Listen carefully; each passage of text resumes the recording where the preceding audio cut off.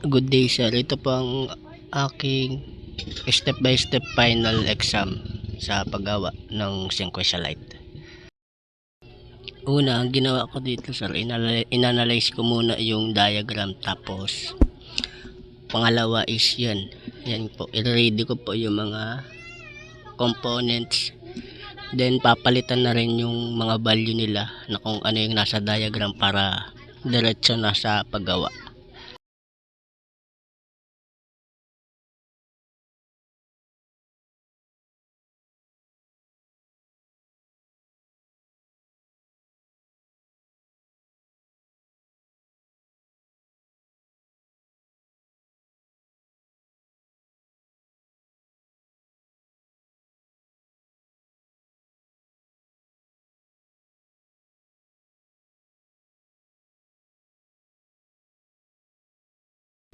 Dito ang una kong ginawa, yung positive ng power supply nilagay ko sa positive ng breadboard, at yung negative naman nilagay ko sa negative ng breadboard.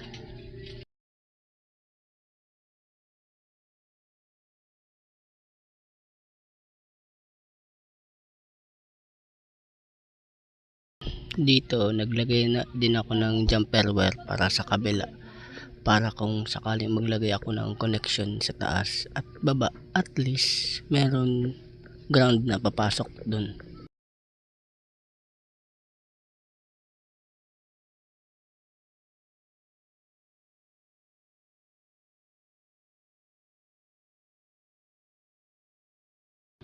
Dito naman yung dalawang paa ng potentiometer, yung gitna at yung gilid, kinabit ko sa paa ng polarized capacitor. At yung paa ng capacitor na kung saan nakakabit yung potentiometer ay kinabit ko naman sa pin 2, at yung pin 6 ay kinabit ko sa pin 2 ng IC555. Tapos yung blue na capacitor, kinabit ko yung isang paa sa pin 5. Tapos yung resistor naman, kinabit ko sa isang paa ng potentiometer para mag-control ng daloy ng kuryente. Then kinabit ko naman sa pin 7. Ito namang pin 8, nakakabit siya sa positive ng breadboard. Then yung kabilang paa ng blue na capacitor, kinabit ko sa negative ng power supply. Yung pin 4 naman ay sa positive ng power supply. Tapos sinubukan ko, na yun, nagana naman. Dito naman tayo sa IC2 na 4017.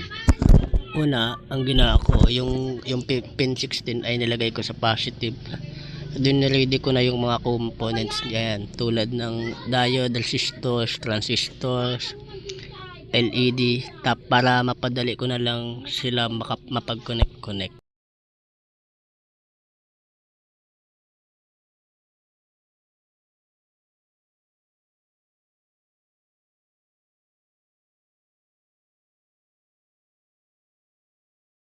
Then dito, yung emitter ng transistor, nilagyan ko ng resistor na 47 ohms. Ayan, 47 ohms yung nakakonect sa emitter ng transistor.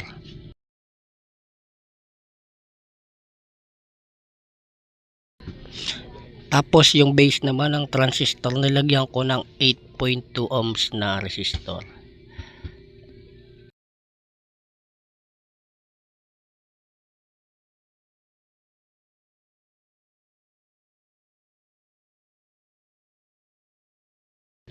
Tapos dito yung collector naman ng transistor ay kinabit ko sa cathode ng LED. Tapos yung anode naman ng LED sa positive. Yung pin 1 naman ng IC2 niya, kinonek ko sa red LED, sa base ng red LED. Tapos yung mga diode niya, connect ko ng base sa diagram niya. Yung pin 2 naman ng IC2 ay kinonek ko sa anode ng diode 7. Yan. Tapos yung pin 11 niya, kinonek ko naman sa diode 8 which is sila yung magkasama. Then ano pa, tapos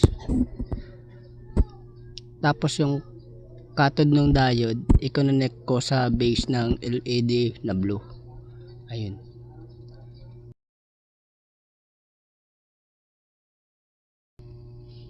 Yung pin 3 naman nilagay ko sa base ng LED na white.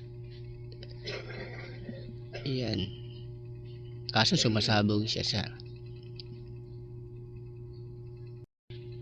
Tapos yung pin 4 naman nilagay ko sa diode 5 na sa diode 5. Ang kasama naman niya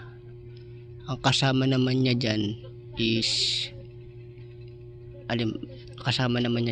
ay yung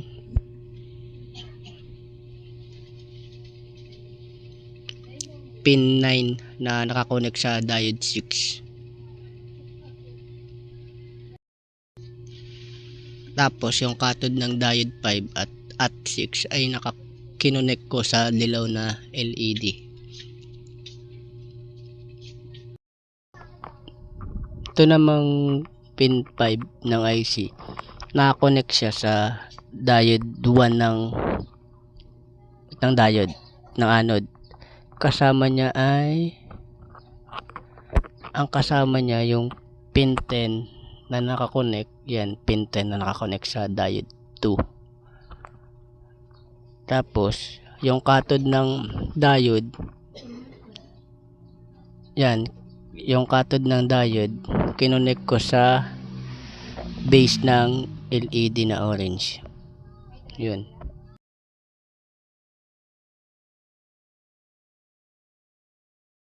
Namang pin 6 ng IC, nakakonect siya sa diode 3. Ayan, sa diode 3. At ang kasama niya naman yung pin 7 na nakakonect sa diode 4. Tapos yung cathode naman nun ng diode 6 at 7 ay kinonect ko naman sa base ng yan, LED na green.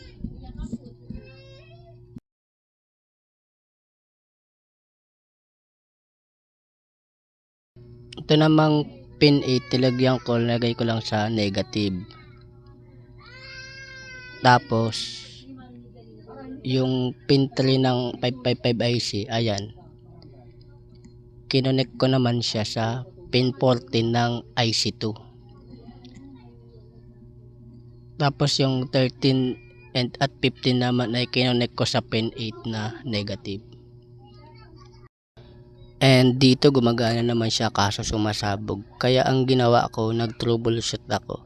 Tiningnan ko yung mga possible na dahilan kung bakit nasabog.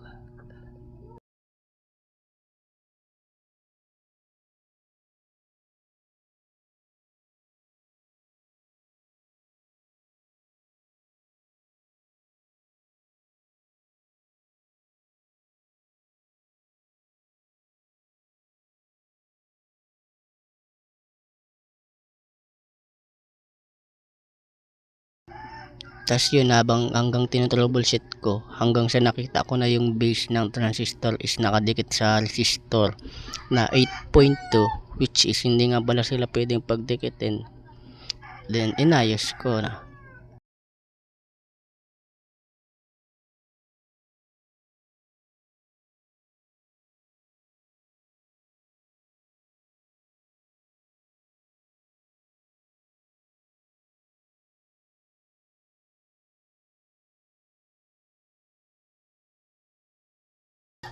At dito, yan, binalik ko lang siya sa dati, yung kasi para hindi siya magulo.